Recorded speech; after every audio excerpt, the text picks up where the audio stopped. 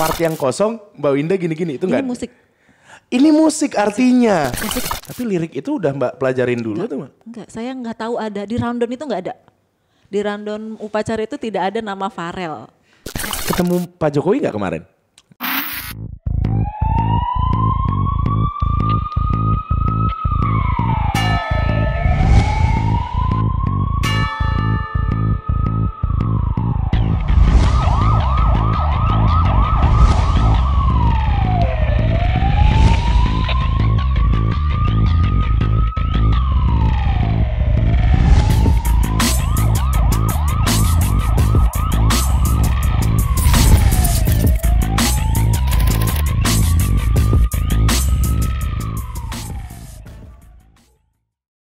Selamat datang tuh gimana ya bahasanya? Selamat datang. Datang. Kalau kayak misalkan di sini selamat datang tuh gimana? Nggak ada dibikin jadi satu gerakan gitu nggak mungkin ya? Enggak. Oh. Selamat datang. Ini kan menunjukkan orang. Datang. Oh, oke.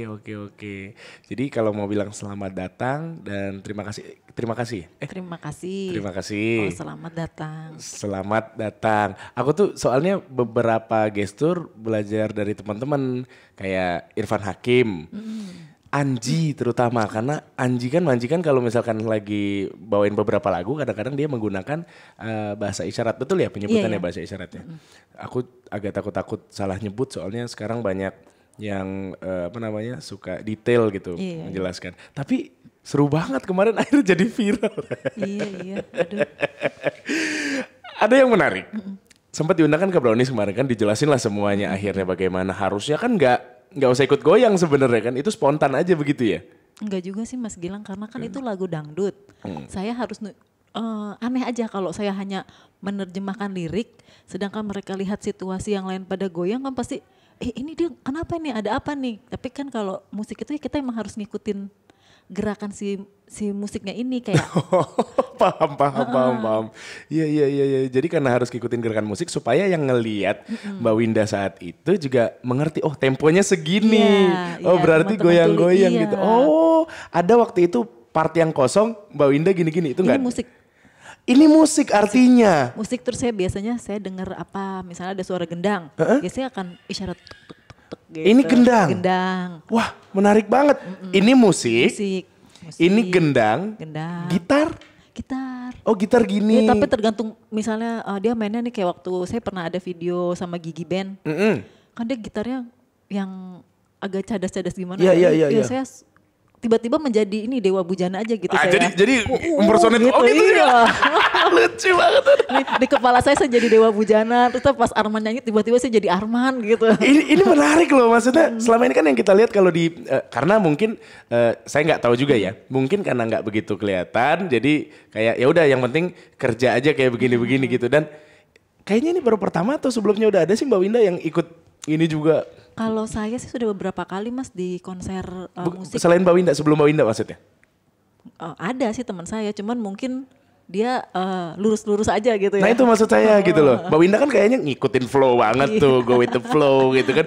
Kayak seru banget. Terus berarti setiap instrumen pun juga ada bahasa isyaratnya? Yang saya tahu itu teman-teman tuli mintanya seperti itu. Dikasih tahu ini mereka mintanya apa? Begitu? Iya. Ada forum atau gimana ada waktu itu ada? Waktu itu saya pernah nerjemahin tuh kayak kaku banget ya lagu. Terus dia bilang, kok gak enak sih saya jadi malah membaca lirik gitu istilahnya. Ini kan konser musik kok saya jadi membaca kata-katanya gitu. Saya jadi gak menikmati gitu. Mereka pengen sambil ini juga supaya bisa ikut joget. Oh luar biasa. Tapi tidak pernah ada kontroversi dari itu semua? Enggak ada sih, kayak kemarin begitu selesai saya share ke teman-teman. Saya bilang, maaf ya untuk musik saya memang sulit sekali menggunakan struktur bisindo. Kan kita punya struktur sendiri. Jadi saya maaf kalau masih ngikut kata per kata seperti orang dengar. Terus bilang oke nggak apa-apa kita paham kok karena kamu mendengar suara musik. Sedangkan kalau kita kan nggak dengar jadi kita lihat strukturnya salah nih ini gitu nggak apa-apa. Tapi kalau untuk pidato kata-kata coba ikutin tetap di struktur bisindo, untuk kalau musik nggak apa-apa lah gitu. Oh gitu, kalau musik masih ada toleransinya ibaratnya kayak begitu ya. Terus kemarin tuh sempat viral, happy gak sih Mbak atau beban? Kalau yang viral ini ya seneng-seneng, kaget, bingung, capek gitu. Aduh, seneng, kaget, bingung, capek ini campur aduk nih. Kalau seneng oke, kaget iya, bingung oke lah. capek, emang ngapain aja? Ya kan biasanya saya cuma siaran di pojokan TV, selesai siaran pulang Nah gitu. Sekarang habis siaran Mbak ini aduh gitu kayak saya pengen bilang enggak gitu. Saya ingat karena saya di media juga 5 tahun kan ya Mas kayak aduh kasihan nih mereka juga teman-teman kerja. media iya. Ya udah yuk nggak apa-apa gitu. Padahal sebenarnya saya aduh Mas gimana cara nolaknya ya gitu. Kapan tuh ya Mbak nulis status WhatsApp Mbak Winda? Katanya aduh kalau bisa yang viral-viral ini cepet kelar deh kayak begitu ya bener ya? Iya, secapek itu kemarin ya bener ya? Iya secapek itu berarti. Iya kayak saya pengen udahlah seminggu aja deh yang viral-viral ini terus saya pengen udah kerja siaran berita pulang siaran lagi udah gitu nggak usah kemana-mana. Emang viral dengan tidak ngaruh ke kerjaan? Enggak dong pasti kan. Enggak sih cuman kan saya lebih capek aja karena saya juga masih ada kursus bahasa isyarat, saya masih kursus bahasa Inggris terus saya punya anak balita. Iya secara aktivitas akhirnya itu yang bikin capek. Kalau untuk cuan sih oke lah begitu ya. Berarti kan ya oke pasti. Sih. Nah tapi maksudnya di luar aktivitas sehari-hari ada banyak waktu-waktu yang harus dikorbankan berarti kan. Oke. Nah kalau aku mau nanya begini bukannya Mbak emang ada di dunia jatuhnya entertainment lah kita ini kan. Mengentertain memang pasti akan ada momen-momen seperti ini. Atau pengennya udah gitu-gitu aja deh kayak biasa gitu.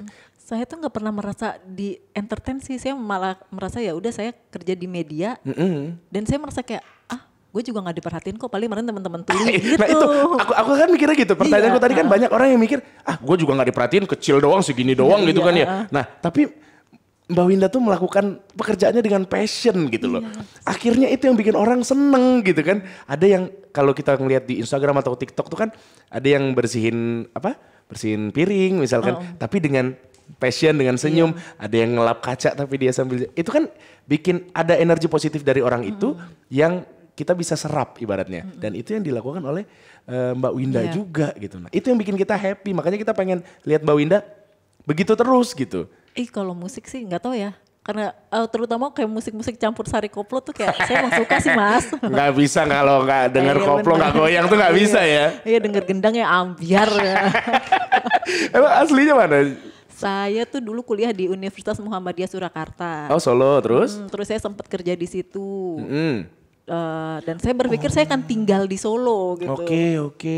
Ya sampai tiba-tiba rezeki saya masih harus balik ke Jakarta ya udahlah. Iya. Oh pantesan si liriknya itu. Tapi lirik itu udah Mbak pelajarin dulu tuh Mbak? Enggak, saya nggak tahu ada di rundown itu nggak ada.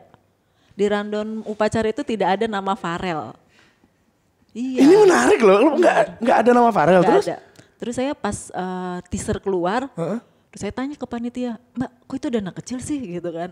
Ini siapa ini gitu kan.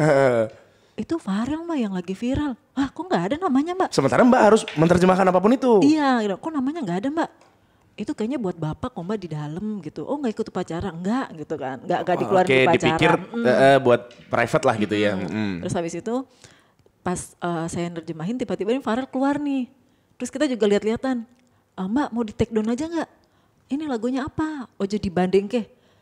Aku ngerti. Gitu. Iya, paham. aku tahu sering denger itu gitu kan. Terus udah Mas lanjut aja Mas nggak apa-apa gitu ya udah. Oh akhirnya lanjut. Iya. Dan karena ada musik. Ada gundangnya weh. Wongkeng ini kok dibanding enak banget gitu. Terus kan mukanya Mbak Winda tuh kayak menikmati ya. Nah, emang pertama memang seneng lagunya. Iya. Terus kayak udah ini terakhir nih upacara pagi ini tutup wah gitu kan. Kayak bener-bener beban tuh kayak lepas gitu.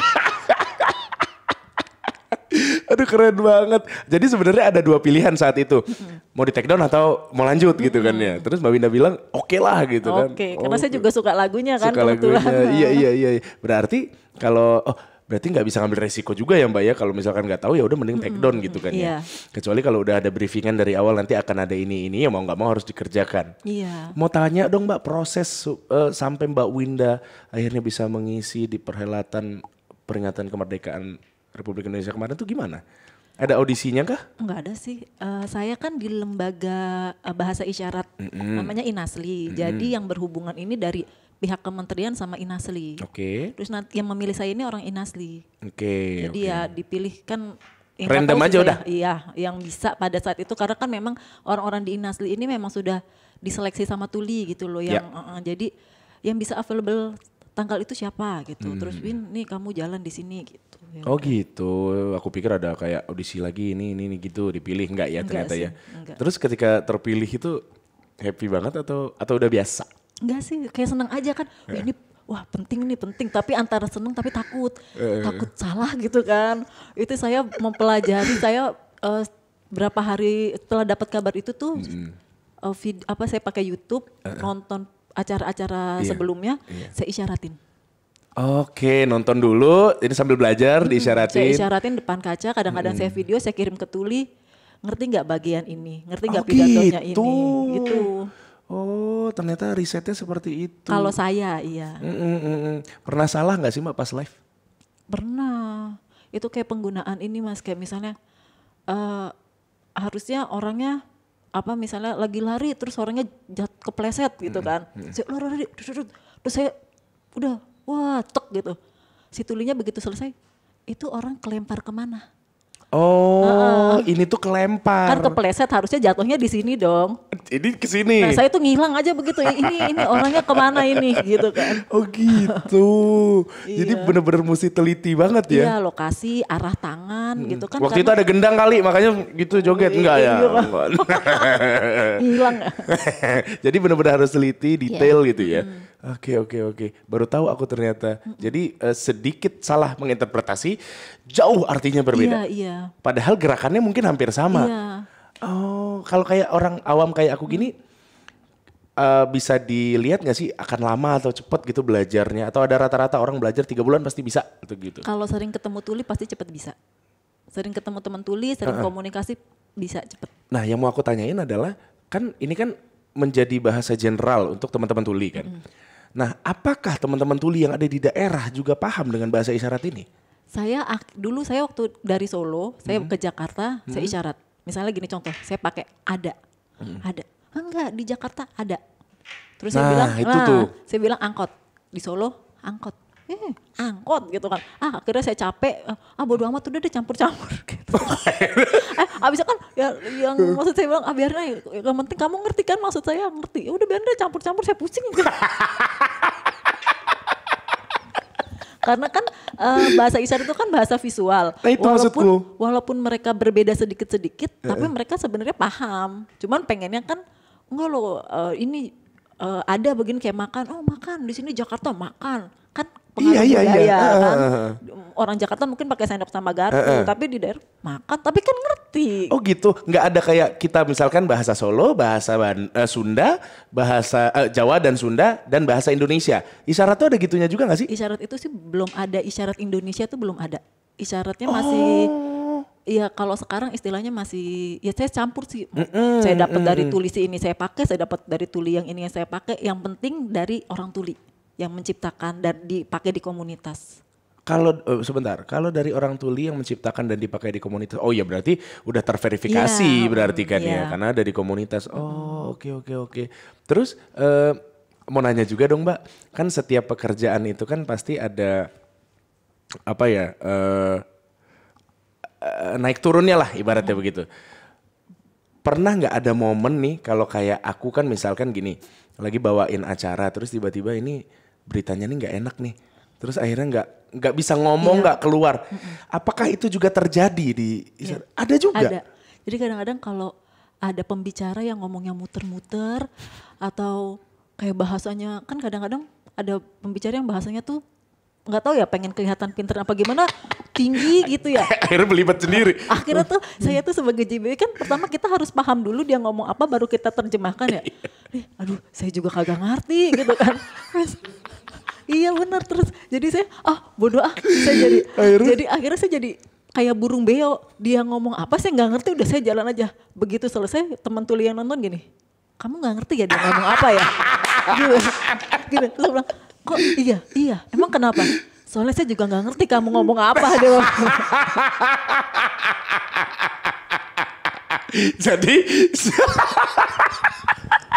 Jadi yang di prank tuh sebenarnya adalah teman-teman yang nggak Tuli berarti kan. Jadi menurut aku nih misalkan nggak Tuli ngeliat Mbak, oh bagus nih kerjanya bergerak mulu. Padahal ini nggak ada artinya ibaratnya gitu kan. Ya makanya dia jadi kayak burung beo, misalnya dia ngomong merupakan gitu. Kadang-kadang ada tuh yang ngomong yang tinggi gitu. Aduh ini apa gitu. Maksudnya intinya tuh apa gitu. Saya nggak ngerti udah. Dia ngomong apa saya terjemahin. Tapi itu tidak sesuai dengan struktur Bisindo. Nah tulinya kan bingung ya. Iya, ini perkata ini gabungnya gimana. Oh berarti bisa begini ya. Misalkan dalam satu kalimat nih ada 5 kata. Tapi ini bahasanya bahasa tingkat tinggi lah ibarat tadi kalau sebutan kita. Mbak Winda tuh mengambil kesimpulan dari satu kalimat ini berarti? Iya. Apa ya misalkan. Enggak, misal contohnya gini Mas kayak bahasa Indonesia kan ada SPOK. Iya, iya. Nah sedangkan di bahasa tuli itu kadang-kadang objeknya di depan. SPOK-nya berbeda gitu dengan struktur bahasa Indonesia.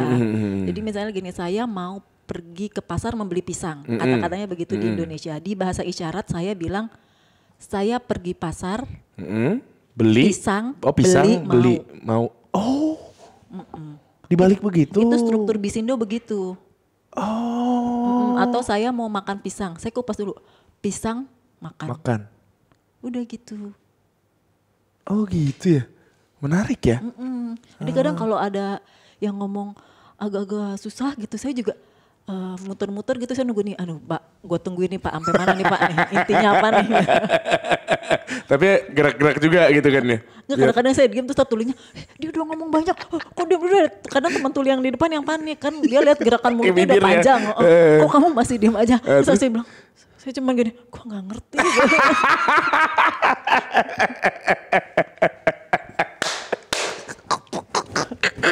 Aduh, maaf ya bukan gimana, cuma menertawakan situasinya karena ini lucu banget gitu kan ya.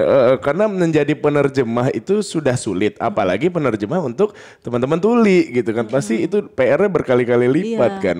Karena kan teman tuli ini yang saya tahu ya bahasanya itu kosakatanya tidak sebanyak orang dengar. Jadi dia bisa baca itu gak sih bibir kita gitu? Bisa, tapi kan capek Mas. Oh. Ya coba aja Mas Gilang baca bibir temennya kan kayak aduh capek banget. Ini ngomong apa sih? Iya gitu-gitu, kita harus memperhatikan lebih capek. Iya, jadi iya. ya kayak karena kosakatanya gak banyak, misalnya contoh mencuri, korupsi gitu. Itu padanan katanya apa? Kita harus cari dalam sekian detik. Oh padanan katanya korupsi itu adalah mencuri. Kita tanya nih, pertama aku pagi nih mencuri, terus dia tanya dulu, oh nih kok kasus korupsi curiannya banyak banget, oh berarti gitu ngambilnya jadi. Oh jadi korupsi banyak banget gitu. Iya kan kesannya gitu. Koruptor gimana ininya koruptor? Orang korupsi. Orang yang korupsi. Maling gini juga berarti? Enggak, beda ya? Ya dikit-dikit lah maling lah. Lebih soft gitu ngambilnya. Oh tapi ini tuh artinya mengambil hak orang lain gitu ya? Berarti kalau aku bilang ini mengambil hak orang lain, berarti orang haknya tuh apa dulu Mas? Nah itu saya nggak bisa begitu. Oh gitu. Harus jelas. Hak orang lain kan misalnya dia mengambil hak orang lain dengan mencuri HP, ya udah HP. Gitu. Saya nggak mengambil HP dong. Nggak ya beda ya? Iya kan dengan mengambil, misalnya dia mengambil ini kan hak orang lain diambil karena dia adalah korupsi. Ya udah dia bilang orang koruptor. Hak mengambil hak orang lain itu nggak saya terjemahkan. Iya. Pokoknya ambil inti dari kalimat itu aja. Tapi kadang-kadang juga ditambahkan dengan gerak bibir juga. Jadi di dalam bahasa isyarat itu yang penting itu 3. Pertama isyarat, mimik, ekspresi, sama verbal gerak. Yang mau aku tanyain, misalkan begini, kan tadi kan kita tahu bahwa ternyata bahasa isyarat di satu daerah dan daerah lainnya belum tentu sama. Kalau ada teman tuli kita di satu daerah ngobrol sama teman tuli kita di daerah lain yang nggak sama, itu nyambung nggak? Nyambung. Bahkan sama negara lain tuh nyambung. Loh? Bisa. Saya pernah ketemu tuli dari Australia. Oke. Kan bahasa isyarat itu bahasa visual. Iya memang. Iya, itu bisa Mas. Walaupun gerakannya berbeda. Iya. Gimana bisa ya. Kalau makan ya. Iya.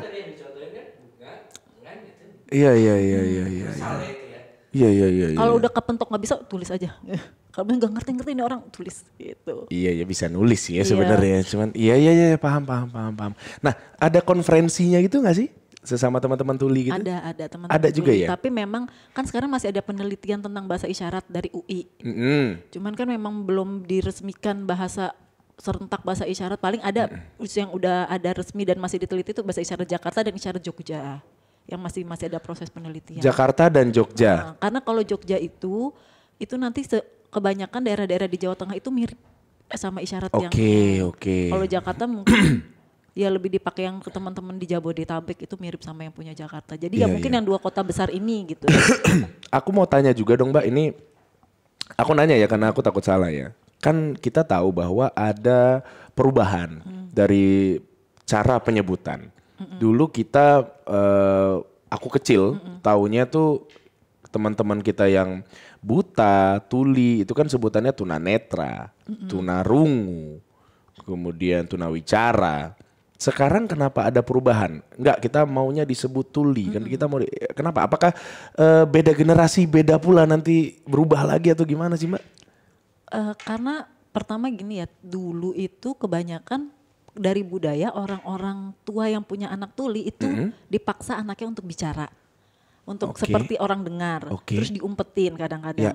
Nah makin kesini zaman makin berubah, apalagi sekarang Indonesia sudah meresmikan undang-undang disabilitas.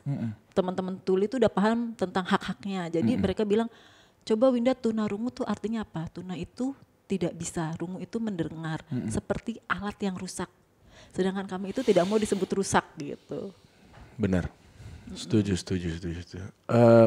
Kalau penyebutan difabel, setuju tidak mereka? Mereka lebih suka sih sebenarnya disebut difabel, tapi mungkin kalau menurut saya itu untuk di Indonesia ya kayak difabel. Kalau di luar kan nggak ada kan kata-kata itu. Iya. Sebenarnya kan difabel itu singkatan dari different ability kan. Iya. Maksudnya ya mereka punya kemampuan yang berbeda gitu kan. Jadi tidak mendiskreditkan sebetulnya kalimat itu. Jadi mereka sebenarnya aman-aman aja. Aku cuma takut salah kadang-kadang pekerjaan sebagai presenter tuh bikin kita harus banyak tahu kan. Salah penyebutan takutnya salah juga gitu loh. Makanya sekarang mereka mau disebutnya tuli. Buta, bisu. Kalau buta sih saya nggak tahu ya Mas ya. Cuman kalau teman-teman saya kita bilangnya teman netra. Cuman kalau teman netra. Iya. Oke. Kalau bisu. Bisu, iya. Oke. Takut salah Mbak. Oke, kita kembali lagi ke pekerjaannya Mbak Winda. Ketemu Pak Jokowi nggak kemarin? Enggak ya? Kalau yang kemarin enggak, tapi saya pernah ketemu beliau itu waktu masih di Solo, masih jadi wali kota. Oh iya, dulu banget dong berarti. Dulu banget dan masih kuliah lagi jangan-jangan? Iya. Ini bukan pendukung Pak Jokowi atau gimana, ini cerita pengalaman aja ya. Jadi waktu itu kita Gerkatin Solo itu organisasi tuli di Solo itu bikin acara di Car Free Day. Terus Pak Jokowi itu datang sebagai wali kota, beliau memang suka ini Car Free Day-an jalan atau apa. Terus Pak, ayo dong Pak kasih testimoni Pak gitu. Terus waktu itu Pak Jokowi saya ingat banget beliau bilang, saya mau bikin kota Solo ini sebagai kota inklusif. Dia ngomong gitu. Setelah dia ngomong gitu nggak lama teman-teman difabel itu diundang setiap acara kayak bikin perencanaan kota atau bangun sesuatu, kita diajak. Terus udahlah setelah itu selesai, kemudian beliau menjadi presiden dan di 2017 itu Pak Jokowi itu ada, aku lupa kepres atau peraturan presiden yang harus semua TV ada penerjemah bahasa isyaratnya. Iya. Itu di 2017 bulan Agustus saya ingat banget. Terus saya waktu itu kayak, gila ya nih orang ya, ini janjinya. Pas jadi wali kota dulu. Jadi wali kota dulu, itu cuma Solo loh. Terus tiba-tiba dia bikin peraturan untuk TV harus ada bahasa isyaratnya. Gitu kayak wow. Keren ya. Iya. Jadi merasakan begitu dampaknya begitu besar ya untuk teman-teman. Nah, aku juga pengen tahu dong Mbak, dan mungkin yang lagi nonton ini juga pengen denger gitu kan. Perhatian seperti apa yang harus orang-orang kayak aku lakukan yang tidak begitu concern untuk berada di ranah teman-teman tuli gitu atau teman-teman different ability. Perhatian seperti apa yang harusnya kami berikan gitu? Pertama kalau ketemu teman tuli jangan takut, kan kadang-kadang kayak takut nih tuli ntar komunikasinya gimana gitu. Iya. Biasa aja takut, gitu ya. Biasa aja. Mereka kalau nggak bisa isyarat bisa kan verbal atau bisa tulisan. Tapi pasti orang itu otomatis akan menggunakan gerakan badan kalau dia nggak paham sesuatu. Misalnya dia ngomong nggak ngerti, kamu masih minum nggak gitu kan, otomatis gitu. Terus yang kedua, berikan teman tuli itu kepercayaan dan kesempatan. Jadi nggak bikin stigma tuli itu cuma bisa jahit gitu. Padahal teman tuli punya potensi yang banyak. Kalau itu aku setuju loh. Maksudku gini, kan aku juga adalah beberapa orang yang berada di salah satu apa ya sebutannya ya, bukan organisasi ya, tapi mereka pemerhati lah ibaratnya begitu. Mereka juga bilang, lu kalau misalkan ketemu sama teman-teman tuli kayak begini, lu anggap kayak lu ketemu gua aja. Gitu. Mereka juga maksudnya sesantai itu kok gitu kan. Jangan kaku juga gitu kan, jangan takut salah atau gimana, santai aja gitu, ajak ngobrol biasa aja. Kayak betul begitu ya berarti ya? Iya, kasih kepercayaan. Kadang-kadang ada teman tuli yang udah ngelamar kerja, sudah sesuai, bagus, tahu tuli, oh sorry kita nggak bisa terima, itu sering banget. Padahal maksudnya kasih kesempatan, kasih kepercayaan. Ya, paham. Sama ini Mas Gilang ya, tuh? Kan Mas Gilang dunia hiburan ya, campaign dong kayak film-film Indonesia kan lagi pada mau bangkit, kasihlah subtitlenya, teksnya buat teman-teman tuli. Tuli itu nggak mau nonton film Indonesia karena nggak ada teksnya. Oh makanya mereka prefer nonton yang luar. Oh gitu. Oke. Siap. Nanti coba aku sampaikan ya, karena pasti mereka akan sangat menerima apa yang tadi Mbak inginkan. Tapi kan berbicara mengenai ini kan kolektif ya, karena kan nggak bisa satu orang doang yang bergerak, ini harus benar-benar semua, karena itu penting juga ternyata. Aku juga baru sadar pas Mbak Winda ngomong. Kemarin kita habis nobar salah satu film, ya udah kalau ada film yang ada teksnya kita akan nonton bareng-bareng. Kan maksudnya kan itu juga benefit ya buat filmnya ini. Iya. Karena film-film luar kan kalau misalkan ada musik horor atau gitu kan ditulisin kan. Musik horor. Iya sih ya. Gak begitu kepikiran loh dari kemarin loh, ternyata luar biasa. Apalagi kira-kira? Iya paling itu aja sih Mas yang saya ingat sekarang. Mbak Winda, kalau pertanyaannya begini, mau sampai kapan berada di antara teman-teman tuli? Jawabnya gimana? Gak tahu ya, saya udah terlanjur nyaman. Bahkan saya pun waktu masih kuliah itu saya tuh paling gak suka keluar malam. Nongkrong gitu saya gak suka. Tapi kalau yang ngajakin itu teman-teman tuli, saya keluar. Saya nongkrong bareng mereka, jadi ya nyaman aja udah. Sudah sangat jatuh cinta dengan komunitas ini berarti ya. Iya.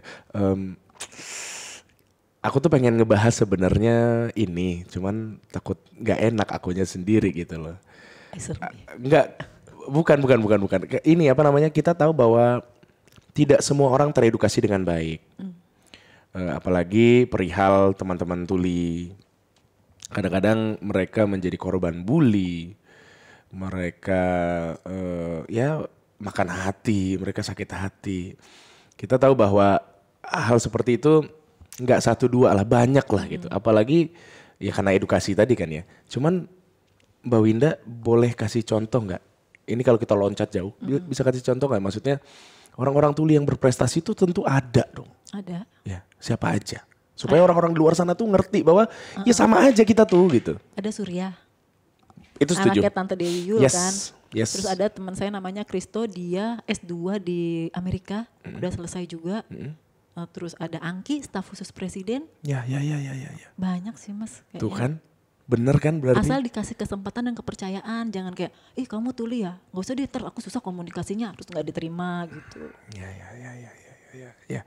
Itu penting, mungkin quotes-nya adalah gini kali ya.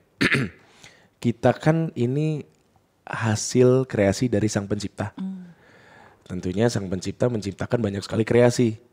Kalau kita ngebully atau ngatain salah satu kreasinya, berarti kita membuli kreatornya. Iya, benar. Siapa kita ibaratnya gitu kan. Iya. Mau ngata-ngatain Tuhan siapa lu gitu kan ya.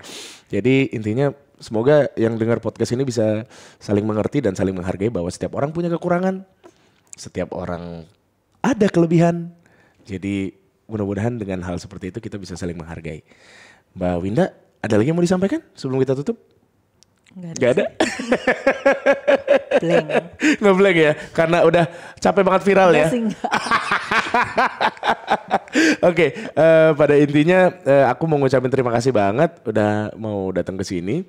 Dulu tuh aku punya acara How to Become namanya.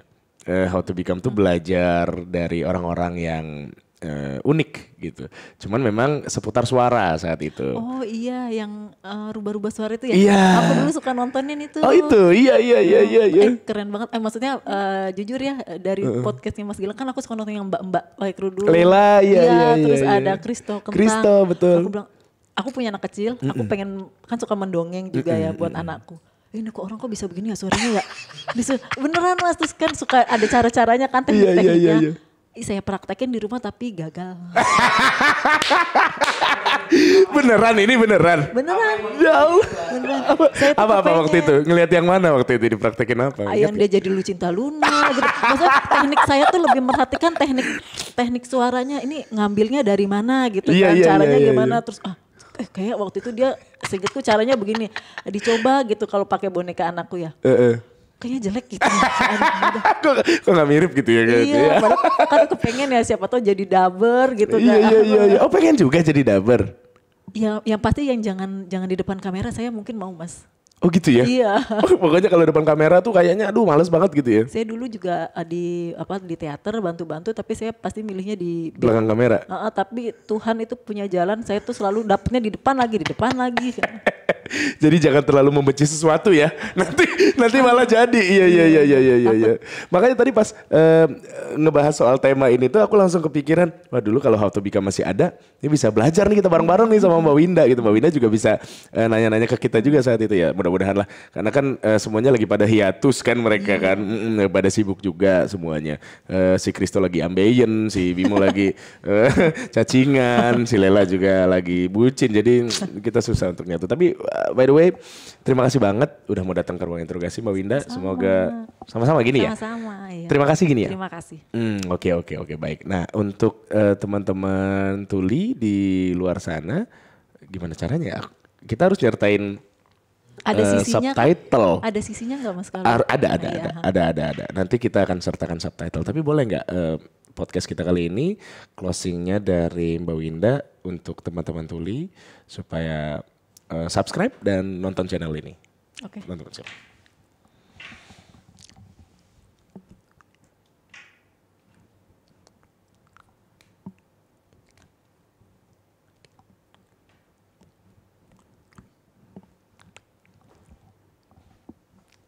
YouTube gitu ya? YouTube gini? YouTube, terus pencet tek biar gabung.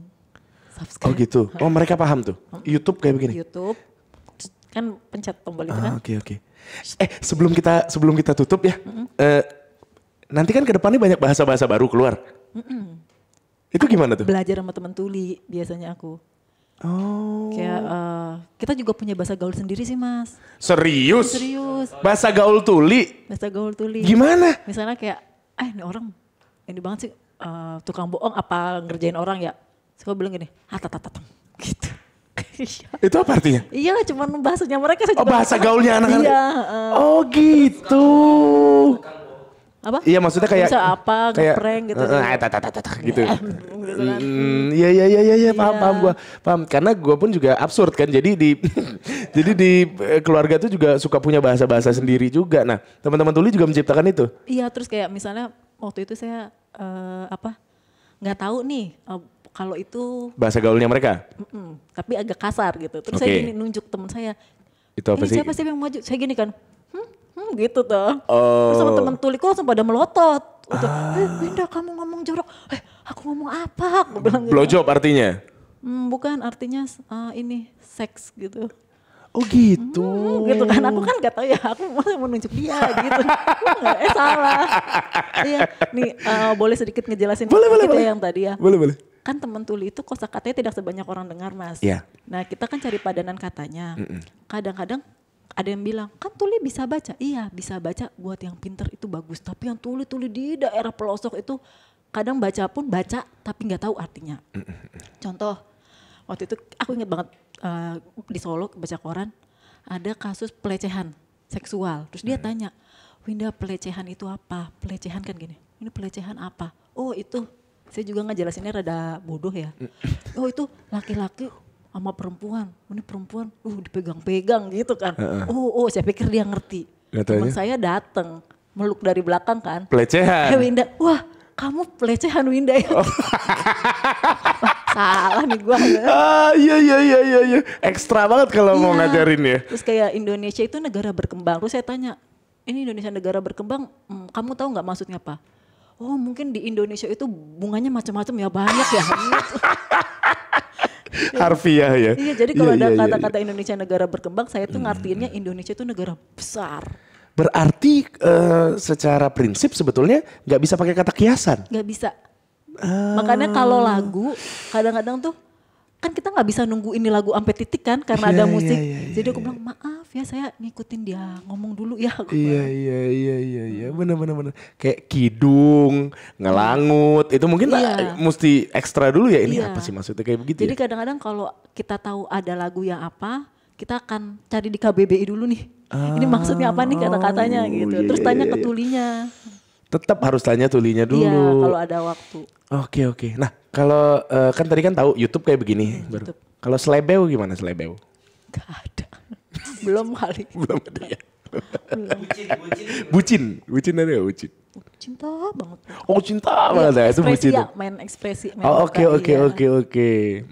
Apalagi ya bahasa-bahasanya ya. Bahasa-bahasa baru. Yang baru keluar. Kayaknya banyak banget deh. Tapi Mbak Winda misalkan gini. Aku mau mengajak Mbak Winda untuk bikin satu project. Itu gak bisa langsung spontan ya. Tetap harus ngikutin birokrasinya. Mbak Winda kan tadi tergabung di apa tadi namanya? Inasri.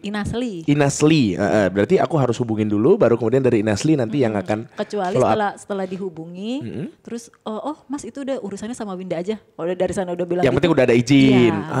Kayak begitu. Ih, seru. Apalagi ya bahasa. Gue sambil mikir tuh tadi tuh, nggak nemu tuh. Iya. Tapi pada intinya kita tahu lah secara garis besar, secara umum yang terjadi seperti itu. Iya. Keren. Oke, Mbak Winda. Iya. Terima kasih banyak. Salam untuk anaknya, terima kasih banyak. Semoga Mbak Winda gak kapok. Nanti kalau ada project kita bisa bareng-bareng supaya teman-teman Tuli bisa tahu project apa yang sedang kita kerjakan. Iya. Anaknya Mbak Winda tuh jangan-jangan udah kode tuh buat manggil pulang ke rumah mama, kata dia gitu, udah sibuk banget, viral nih. Aduh. Terima kasih semua sudah menyaksikan Ruang Interogasi di YouTube.